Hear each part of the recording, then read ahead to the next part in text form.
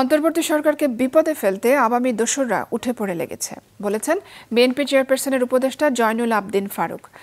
সকালে অন্তর্বর্তী সরকারকে প্রশ্নবিদ্ধ এবং আওয়ামী দোসরদের ষড়যন্ত্রের প্রতিবাদে জাতীয় প্রেস ক্লাবের সামনে গণতন্ত্র ফোরামের অবস্থান কর্মসূচিতে অংশ নিয়ে তিনি বলেন, ভারতের সহায়তায় দিল্লিতে বসে শেখ হাসিনা এবং তার মেয়ে সাইমা ওয়াজেদ পুতুল ইউনূস সরকারকে হঠানোর ষড়যন্ত্র করছে। চুক্তি অনুযায়ী শেখ হাসিনাকে ফেরত পাঠানোর জন্য ভারতের প্রতি আহ্বান জানান তিনি।